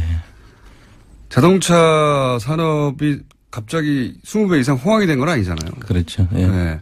그 회사만 그렇게 늘어났느냐 궁금하다. 예. 그러면서 이건 앞으로 계속 저희가 추적해 갈 사안이고 예. 그러면서 지난 시간에 이런 식으로 대통령이 취임하자 대통령과 관련이 있거나 그 대통령 친인척이 운영하는 회사의 매출이 크게 는 경우의 사례로 박근혜 전 대통령 때는 대유 에이텍이라는 회사가 있었다. 예. 그룹이 있었다. 이렇게 언급만 하고 지나가셨어요? 예. 그 대유 에이텍이라는 회사는 이제 강주 전라남도 강주에 있는데요. 네. 강주에서 이제 기아 자동차에 납품을 전량을 납품하는 회사입니다. 기아에 예. 이것도 현대 게이지네요. 예. 네. 그래서 이 현대 기아차가 다 같은 회사니까요. 그런데 이 납품하는 회사가 누구 회사냐 하면 박근혜 전 대통령의 조카 사위 그러니까 박재옥 씨라는 분을 아마 기억하실 텐데요. 박근혜 전 대통령 언니의 사이네요. 그렇죠. 예. 언니의 사위가 운영하는 회사인데 이 회사가 2000년도에 사실 2000년도 초에는 크게 매출이 거의 없는 회사였어요. 예. 그러다가 이제 그 대유 에이텍과 대유 DMC라는 두 개 회사가 있었는데 예. 그게 2009년도에 합병을 하면서 예. 2010년도부터는 이미 하던 이 회사들이 예. 2배, 3배씩 급성장을 합니다. 예. 그런데 우리 그날 방송 나가고 난 뒤에 거기서 그 임원을 보내가지고 예. 이 해명을 하러 여기. 그럴 수 있죠. 대유 입장에서는 이것이 대유의 노력으로 예. 예. 기업의 노력으로 기업도 어느 순간 점프할 때가 있으니까요. 틀림없이. 예, 그래서 그렇습니다. 이제 직접 해명을 해왔는데 저희 저 제작진에도 왔었어요. 예. 먼 친척이다. 그러니까 해명의 내용을 요약하면 먼 그렇습니다. 친척이고 사실상 왕래가 없었고 대우는 자수성가하는 기업이고 이런 해명을 했습니다. 예. 그리고 거론 그러니까 이 친인척이라는 이유만으로 거론되는 건 우리가 너무 억울한 거 아니냐. 그렇습니다. 네, 이런 해명을 한 것을 전해드리고 그런데 의혹 제기될 부분이 그렇다고 없는 건 아니다. 이제 그 얘기를 하시려고 하는 거죠. 그렇습니다.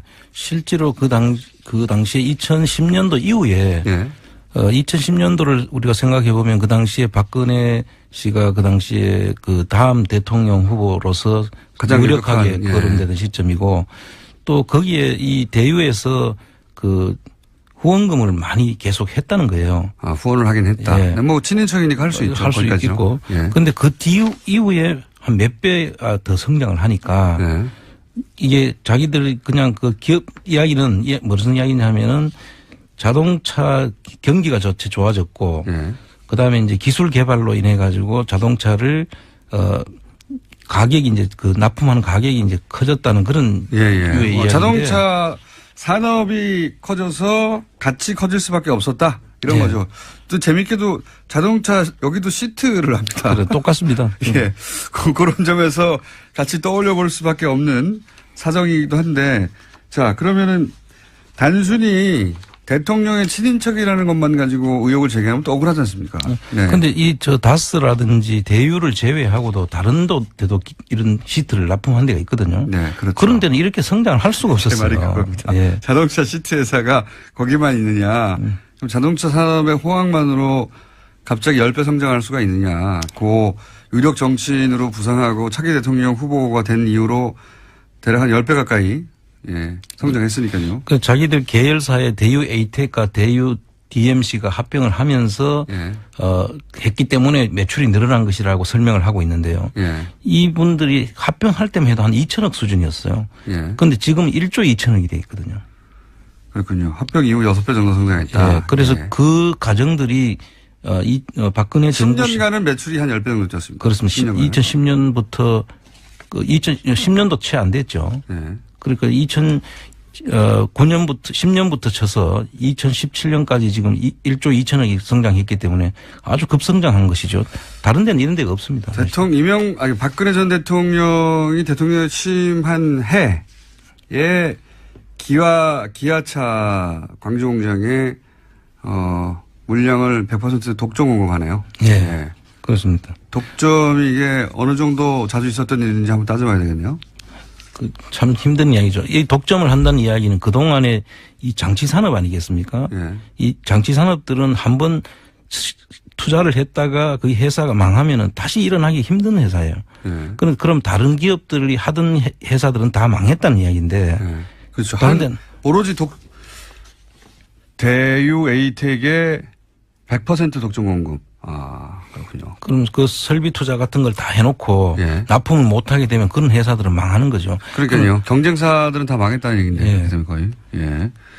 자동차 알루미늄 휠은 현대기아차에 한국GM에도 납품을 했고요.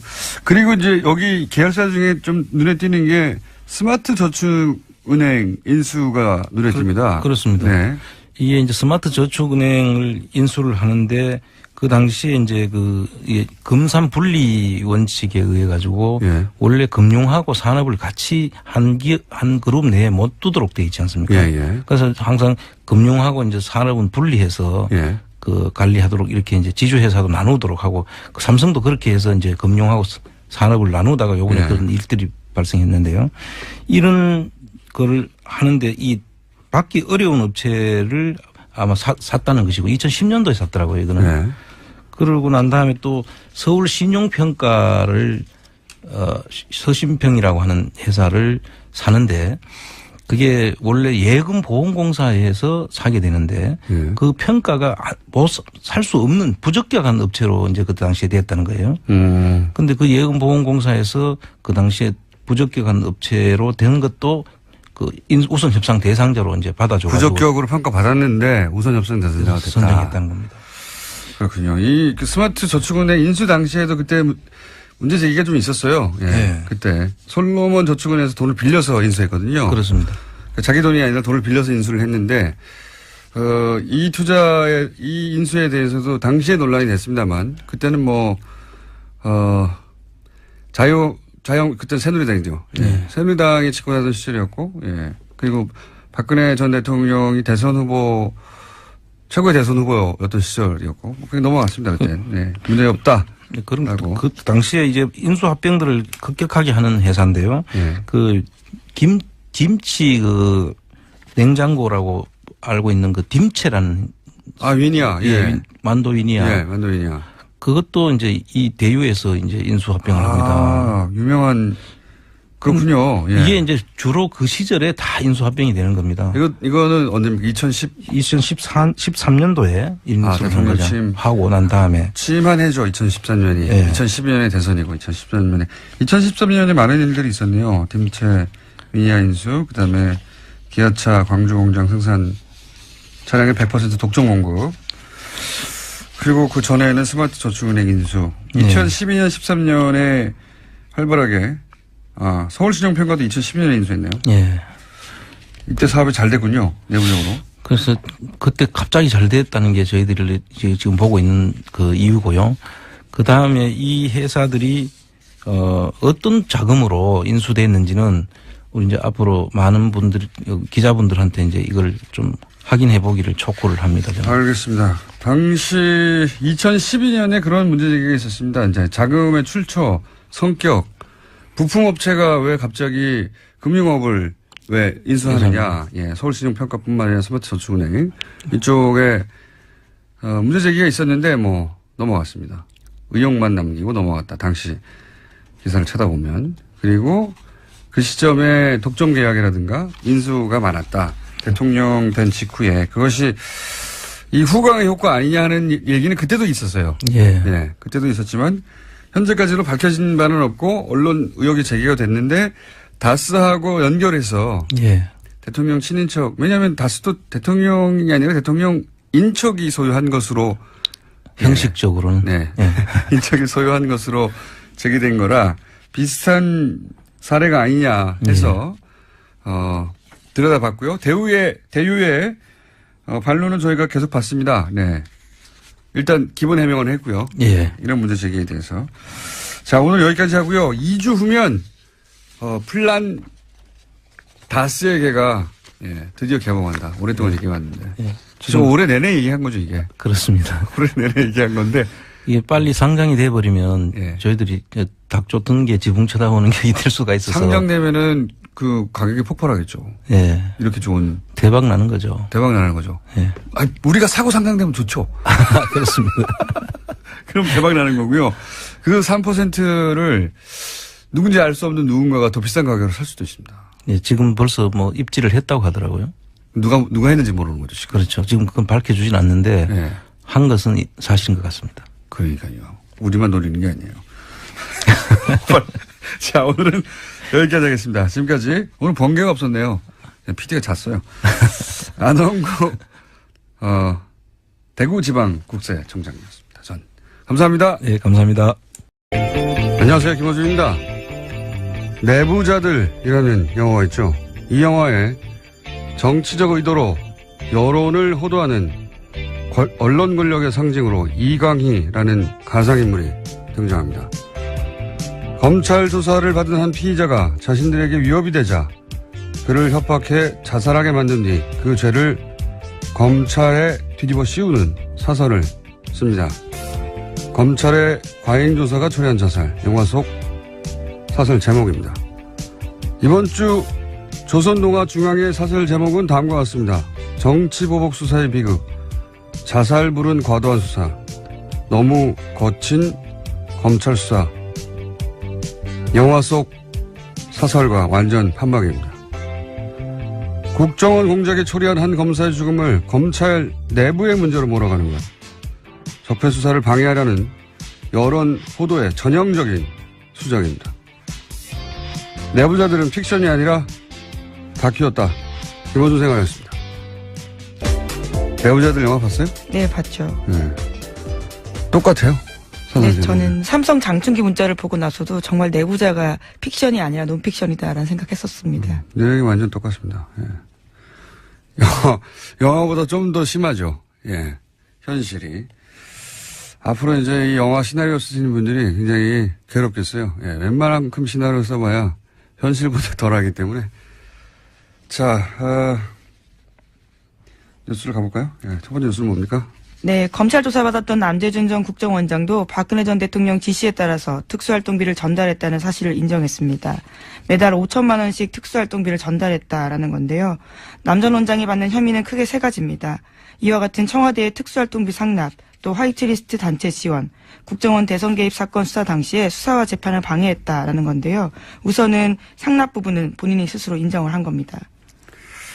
제가 어제 그랬지 않습니까? 예. 거물인 줄 아는 사람들은 자기가 거물로 취급되지 않는 상황에 가면 다 얘기한다고. 예. 자, 그런 말도 했죠. 대통령이 돈을 요구해서 치사하다고 생각했다고. 네, 굉장히 디테일한 이야기까지 했는데요.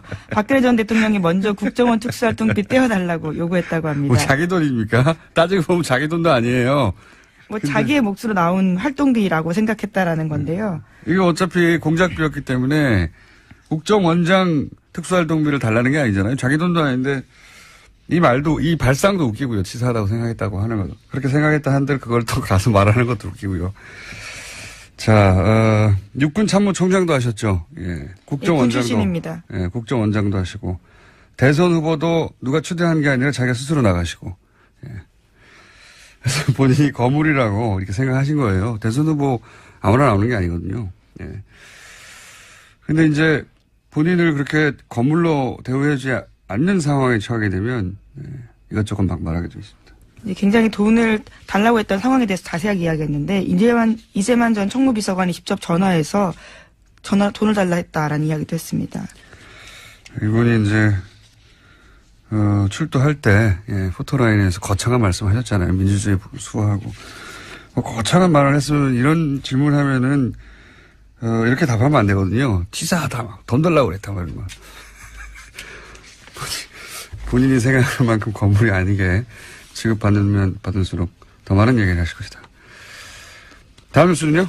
네, 또 이명박 전 대통령이 자신을 향하는 검찰 수사에 대해서 나라가 과거에 발목을 잡고 있다라는 이야기를 했다라고 채널A가 보도했습니다.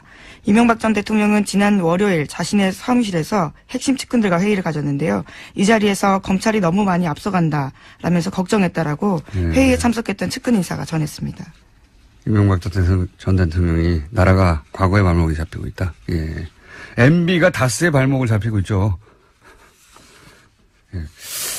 흥미로운 반응입니다. 생각보다 굉장히 일찍 저는 왜냐면 내년쯤에나 반응하지 않을까 합니다. 일찍 반응도 했고 많이 긴장하고 있다는 얘기겠죠. 예. 이 프레임을 밀고 있잖아요. 이제 과거에 매달리고 있다. 보수 정당에서도 계속 밀고 있죠. 예. 청취자분들께서도 잘 아시겠습니다만 이 구속영장 발부가 되려면 범죄 혐의가 소명이 돼야 되고 그다음에 도주의 우려가 있거나 증거인멸의 우려가 있거나 뭐 이런 요건이 이제 필요한데 거의 다 외웠어요. 저희 청취자들이 이제. 예. 이 범죄 혐의 소명 부분 보면 이제 영장 청구 기각 사유에 이렇게 나오더라고요. 저기 사실관계에 대한 증거가 대부분 수집되었다 이런 표현이 나와요. 저도 그게 이해가 안 갑니다. 근데 이거는 일단 범죄 혐의 소명 부분을 보면 그러면 증거가 대부분 수집됐으니까 범죄 혐의는 인정된다는 소리잖아요. 그렇죠. 예, 그러니까 그 부분은 큰 문제가 안 되는 것 같아요. 근데 제 말은 다 수집됐다는 건 어떻게 알죠? 저는 그게 이상해요. 그러니까요. 그러니까 이게 증거인멸 우려가 없다는 거를 표현하려고 쓴 부분인 것 같아요. 그렇게 보면. 예, 근데 좀 하나 또 좀 주의 깊게 보는 게 물론 이제 지금 공장장님 말씀하신 것도 당연히 이제 당연한 말씀이고요. 그런데 그동안에 이 중앙지법 영장전담 판사들이 써온 표현이 뭐였냐면 기본적 증거가 확보되었다 이렇게 표현했었거든요. 네네. 근데 이번에는 그런 표현을 안 쓰고 증거가 대부분 수집되었다 이렇게 썼어요. 예. 그래서 이게 뉴스공장을 영장전담 판사들이 듣는구나. 그게 이제 그런 표현들에 판사들은 예민합니까?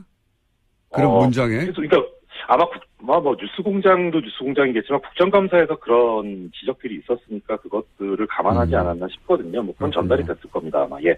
아무튼 그런데 지금 말씀하신 대로 대부분 수집됐다는 건 다 수집됐다는 것도 아니고, 예. 그 다음에 대부분 수집됐는데 그러면은 앞으로 그러면 이게 어떻게 되는 것이냐에 관해서 결국 중요한 거는 증거인멸의 우려가 있냐 없냐는 그야말로 정말 이 사람이 증거를 인멸할 것 같냐 아니냐 이걸 따져야 되지 예. 인멸할 증거가 남아 있냐 아니냐 이걸 따져야 될 문제는 아니잖아요. 다시 말씀해 주세요. 그 대목은 헷갈렸습니다. 지금 마지막 대목. 그러니까 공장장님 말씀대로 예. 그러니까 지금 증거가 대부분 수집됐으니까 이제 더 이상 인멸할 증거가 별로 없으니까 증거인멸의 우려가 없다 이런 식이거든요 지금. 그렇죠. 예. 다 수집됐으니까 이제 됐다 이거 아닙니까? 그렇죠. 예. 그런데 어떻게 알아요, 공장장님 말씀대로. 그러니까요, 제 말이 그거예요. 수집됐는지. 그러니까 이거는 영장 전담 판사 아니라 사실 수사를 하는 검찰도 몰라요. 조사해봐야 증거가 나오는 거기 때문에. 저도 예, 그렇게 그래서 생각합니다. 이런 식으로 표현하는 건 아직도 지금 이 예전에 기본적 증거가 뭐 확보됐다 이 표현에서 못 벗어나고 있다 그 궤를. 알겠습니다. 정신 못 차리고 있다 이런 것 같아요. 그리고 그러니까 도주 우려가 상당히 심각한데요, 이게 지금. 예. 일단 도주 우려가 없다는 사유를 든 게 직업과 주거가 일정하다 이렇게 썼어요. 그런데 이건 뭐 보통 영장 기각할 때 쓰는 상투적 표현이고 예. 결론은 그거죠. 실형 선고가 예상되지 않는다 이런 그러니까 그렇게 중대하지 않다 이런 논리거든요. 예. 근데 지금 이 김재철 피의자의 지금 혐의를 보면 일단 범죄 사실이 소명됐다고 전제가 됐으니까 예. 소명된 범죄 사실이 공영방송 MBC를 망가뜨리는데 본인이 중추적 역할을 했잖아요. 일단. 그러니까 국정원 일정이 있었는데 결과를 봤더니 일정대로 다 됐더라 이거 아닙니까? 그렇죠. 그게 맞아떨어졌다는 거죠. 그게 서로 안 맞았다면 범죄 혐의 소명이 안 됐다고 아마 썼을 거예요. 근데 그게 지금 맞아떨어졌거든요. 그러면은 국정원하고 어떻든 교감이 있었던 거 아닌가 싶긴 한데 뭐 그건 그렇다 치고 일단 저는 재밌게 생각이 드는 게 아까 공장장님도 잠깐 말씀 주셨는데 마지막 부분에 이 국정원법 위반죄라는 게 원래 국정원 직원의 위법행위를 처벌하기 위한 것인데 지금 김재철 피의자는 국정원 직원이 아니기 때문에 아니고 여기에 대해서 다투고 있으니까 이런 점도 감안을 했다 이렇게 되거든요. 저도 제일 이해가 안 가는 대목입니다 이게. 예. 근데 지금 이거는 어떤 측면에서 보셔야 되냐면 김재철 피의자의 주장을 좀 감안해 보셔야 될 것 같아요. 김재철 피의자는 뭐라고 주장하고 있냐면 나는 국정원 측하고 교감한 적이 없다. 청와대하고도 교감한 적이 없다. 그러니까 공범 관계가 아니다. 이렇게 얘기를 하고 있는 거예요. 그리고 MBC는 장악될 수도 없고 뭐 사실 예, 우리가 그렇죠. 가지고 있는 모든 혐의를 부인하고 있는 거죠. 예.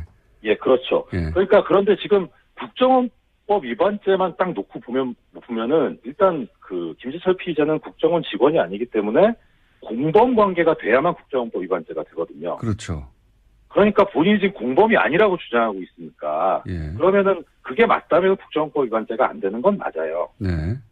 예, 그래서 지금 그렇게 주장을 한 것 같고, 근데 그게 법원에서 판단이 받아들여진. 해먹었습니다. 군부 출신들이. 그래서 이렇게 동남아 얘기하면서 군부 출신이 오랫동안 권력을 장악했다 그러면 아유 그 나라 그렇지 이렇게 생각하는데 우리도 그랬어요. 잘 생각해보세요. 대통령을 예, 바로 직전에 군인하던 사람들이 3번이나 연속으로 했습니다. 합치면 30년 정도 됩니다. 그리고 이제 그런 나라에서 소위 이제 있는 집 아들 여기도 마찬가지입니다. 친일파였던 사람들이 계속 해먹고 예, 군부가 해먹고 거의 똑같죠? 그런데 최초로 목수의 아들이 당선이 된 거예요. 20, 30대가 나서가지고 엄청나게 지지해서. 그래서 현재 인도네시아 오바마라고 불립니다. 이 사람이. 인기가 높고 서민 대통령, 뭐 사람 중심. 키워드가 비슷합니다. 역사도 비슷하고. 여하간 이제 우리 언론도 좀 이 머릿속에 세계 지도 있는 그대로 좀 바꿔야 되겠어요. 세계에서 지도상으로는 굉장히 큰 나라고 인구도 2억 몇천만 명 됩니다. 세계 4위인가 그렇고 경제 규모도 굉장히 커요. 예. 트럼프 한번 보지 말고 아시아 연대도 중요하거든요. 예. 인식의 지평을 좀 넓히자. 호감도도 높아요. 그 나라에서 우리나라에 대한 실제 외환위기 때 일본 기업들은 다 빠져나갔는데 우리나라 기업 안 빠져나갔다고. 또 한류와 관련되어 있는 관심도 꽤 크다고 들었습니다. 한류는 그냥 뭐 저기 연예 정보지에서 다루면 되는데 정보 뉴스에서 이 나라 자체가 우리가 관심을 가지고 거꾸로 인도네시아도 우리한테 관심을 가질 만한 상호 유사한 역사도 가졌고 예. 인식도 나쁘지 않고 인도네시아 언론을 보니까 아주 크게 다뤘던데 우리는 관심이 없어요. 예. 자 다음 순요. 네, 변창훈 검사 사망으로 국정원 댓글 수사 방해 사건을 두고 불거진 소위 보복 수사 논란에 대해서 검찰 내에서 반박 의견이 나왔습니다. 오늘 아침 한국일보가 전한 소식인데요. 댓글 사건의 피해자는 윤석열 개인이 아니라 국민과 국가다라는 겁니다. 서울중앙지검 관계자의 멘트로 인용된 이 보도는요.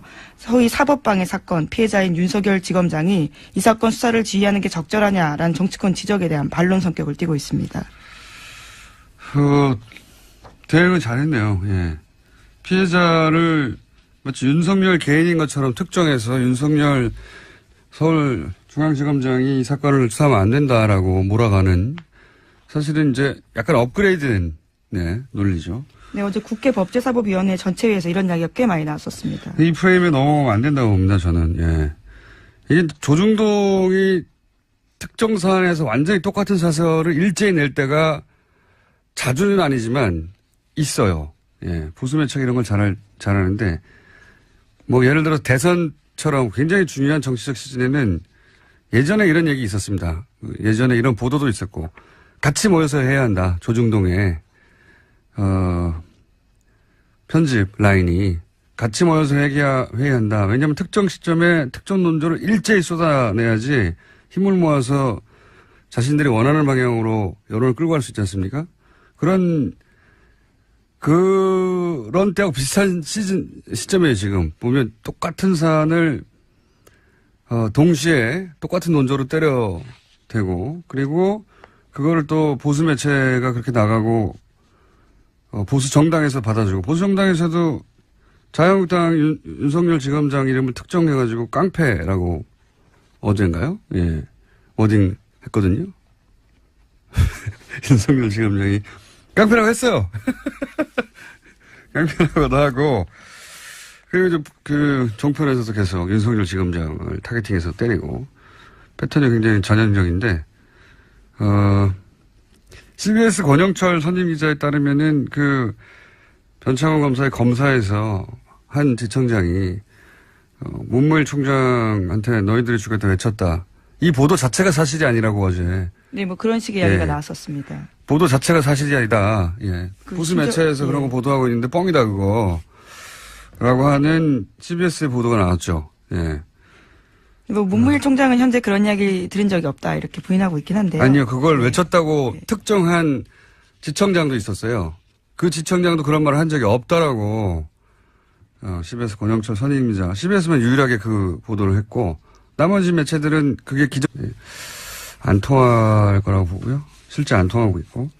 여기 엉뚱하게 안철수 대표가 이 프레임에 합승하면 안 되죠. 여기 갑자기 튀어나와서 전전 이렇게 하면서 합승했는데 누가 주문하는지 모르겠지만 본인에게 도움이 안 될 거라고 봅니다. 자, 어쨌든 이명박 전 대통령이 직접 반응하였다. 예. 네, 또 이번 주 일요일에 중동으로 강연을 위해서 출국을 하는데요. 이때도 아마 기자들이 많이 찾아갈 것 같은데 어떻게 입장을 낼지가 주목됩니다.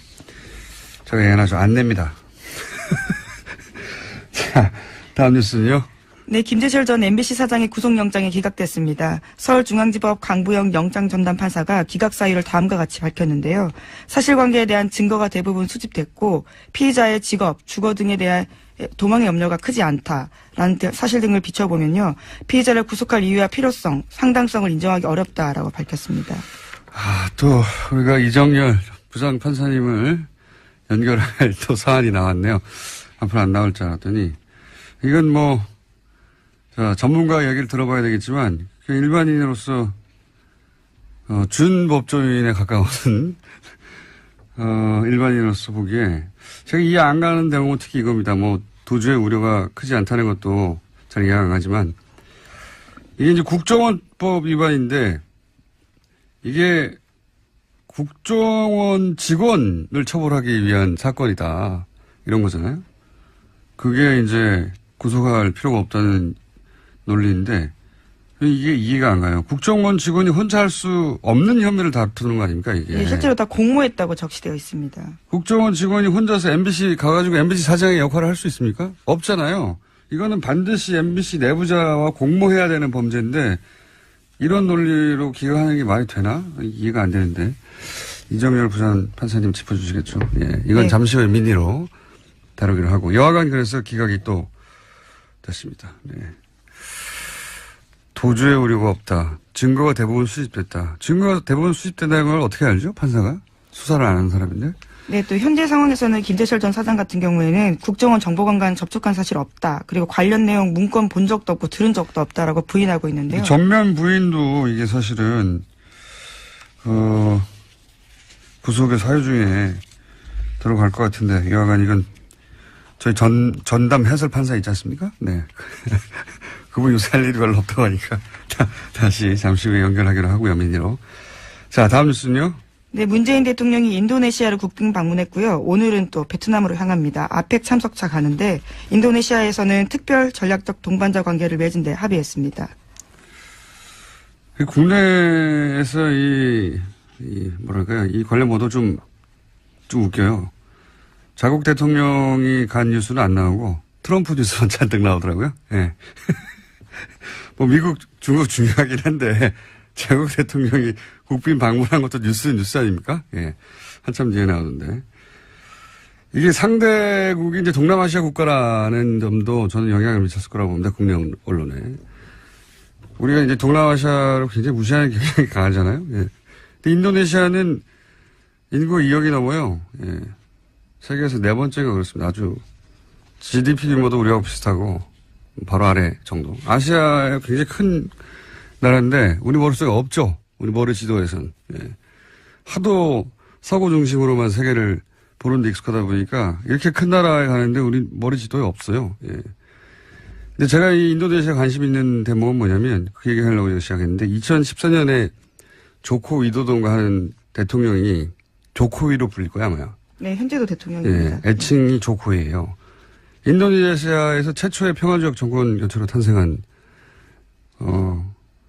대통령인데 인기가 굉장히 높습니다. 그 나라에서. 원래 이제 식민지 겪고 여기도 식민지 겪었죠. 일본을 우리하고 비슷한 부분이 있어요. 군부 독재도 오래 겪었고 우리하고 비슷하죠. 예. 그런 나라가 항상 그렇잖아요. 군부 출신들이 계속 해먹고 부패도 심하고 이렇게 말하면 우리하고 상관없는 것 같은데 우리도 박정희, 전두환, 노태우 군부 출신들이 오랫동안 해먹었어요. 이게 잘 생각해보시면 30년 이상 형사실화돼서 지청장 누구라고 해서 계속 나갔거든요. 뻥이랍니다. 예. 여하간 타겟팅을 윤석열 지검장한테 의도적으로 하고 있다고 봅니다, 저는. 예. 이게 근데 제가 보기엔 거꾸로 검찰에서 윤석열 지검장을 보호해야 된다고 생각하는 게 사실상 일반 시민의 지지를 받은 최초의 검사예요. 검사가 언제 일반 시민들한테 박수 받은 적 있습니까? 사랑받고?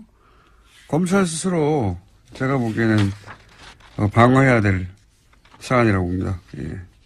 자, 하여튼 뻥이랍니다. 박수 쳤다는 거는.